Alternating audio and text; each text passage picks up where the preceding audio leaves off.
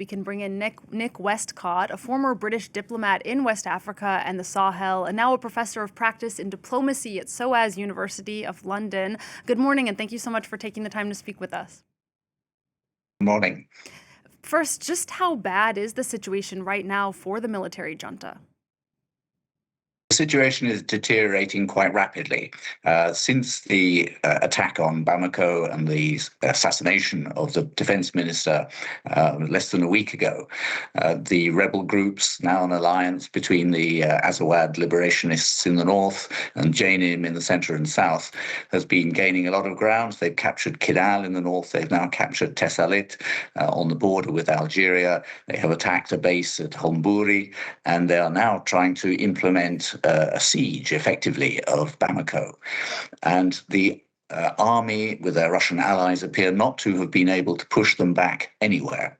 So it's a very serious situation. And this call that you just reported by the rebels that the people should rise up against the junta is actually a new move and implies that the rebels are now intent on actually overthrowing the government. Hitherto, they've stepped back from that move, but now they seem confident enough. They've captured a lot of weapons to actually call for a change of regime. And is that move likely to be successful? I mean, what has the public been thinking about all of this? I don't think the broad public in Mali are keen on having a jihadi government. The idea of the forcible implementation of Sharia law will not appeal, certainly not to the citizens of Bamako, who are from quite a different tradition, Muslim largely, some Christians, but not of that radical disposition. So I think the population, a large part of the population, will be very nervous that their own security is collapsing. The junta led the coup in the first place because the civilian government, they said, were not ensuring the security of the people. The junta itself has now proven incapable of doing that as well. But if the jihadis are the only alternative government, I think the people of Mali will be very worried. And as you said, this has been moving incredibly fast. What's allowed this alliance to make these gains so quickly? I think the military had been pursuing a policy, a strategy of sort of using force alone. They weren't using political means to try and win over people in the rebel-held areas.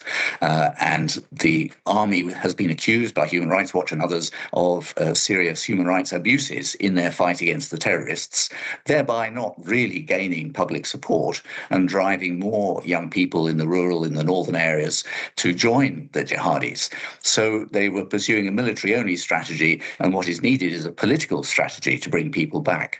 The junta also broke an alliance with the Azawad liberationists under the Algiers Accord. They had effectively given them some de facto devolution in the north, and the junta scrapped that agreement and forcibly retook Kidal, which has now fallen back into the hands of the separatists.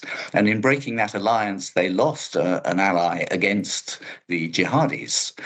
So the junta has not been playing it well, either politically or militarily, and that's why they're now in a worse situation than when they took over the country from the civilian government. What is the way forward is not yet clear at all. Before we talk about the way forward, I just want to talk a little bit more about this new alliance between the separatists, who you said, used to be allied with the junta. Now they've switched allegiance to ally with the jihadists. Just how strong is that alliance, and what do we imagine their ultimate goal is? It was always a alliance of convenience, not of conviction. So the Malian government had reached this agreement with the Azawad liberation movement because they couldn't control the north. The Algerians brokered this because they don't want a destabilized nor a jihadi-controlled Mali further south, and therefore the Algerians had encouraged and sponsored this agreement between the civilian government and the Azawad movement. And as I say, it gave them de facto devolution. The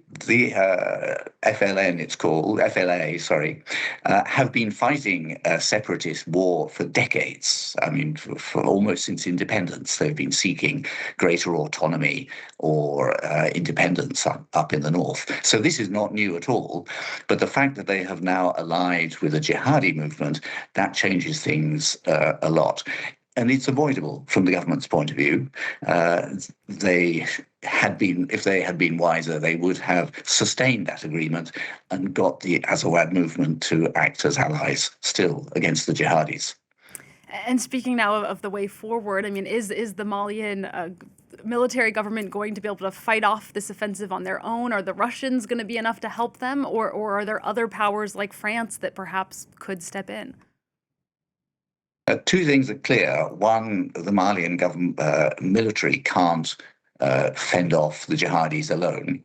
Secondly, that their shift in alliance from working with the UN and the EU and the French to working in alliance with the Russians has not worked. Russia has not been able to help them improve their security. And I think this sends quite a powerful signal to other juntas in the Sahel region who are also relying on the Russians to help defend them against the jihadis. Whether the junta itself will say, okay, we need to go back and seek a wider alliance, perhaps with ECOWAS countries further south, perhaps back to the UN. I don't know. It may need a change of government in Mali before a wider international alliance, because the junta have got into bed so deeply with the Russians, and the Russians have not been able to help them. I heard one analyst who said that this situation could actually push the junta back to transition back towards a civilian government. What do you make of that? Do you think that's a likely outcome? There has been an opposition movement in exile since the junta of civilian politicians, and they are saying, look, we want to defend our country against the jihadis too. We will happily come back, but it has to be an opening to restore democracy. I think the junta has nowhere else to go. They can continue fighting, in which case they will lose, in which case the rebels may well seize control of Bamako. That would be a disaster for Mali. It would be a disaster for the region to have a jihadi-controlled country. This was exactly the situation in 2012 when the jihadis were approaching Bamako, and the Malian government then called on the French, who drove them back and led a 10-year campaign to eliminate the jihadis. Not successfully, but they contained the jihadi threat. Since the French and the UN have left, the situation has only got worse. So it would be a surprise if the junta decided to change horses and both bring back democracy and get rid of the Russians. But it may be that self-preservation pushes them in that direction. There doesn't seem to be any other direction that they can go that would keep the jihadi movement, the JNIM, at bay. And what impact could this conflict have on the rest of the Sahel region? It's very significant. I think the other juntas are watching this with great alarm. They themselves had tried to set up a common force that would help any of the country that was under pressure to fight the jihadis. But both Burkina Faso and Niger have their own challenges at home and don't have any troops that they can spare to help Mali.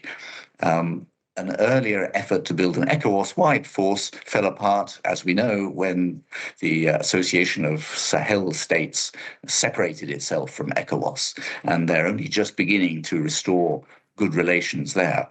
So the countries of the region will be very concerned at the collapse of security in Mali, both the juntas and the democratic governments further south.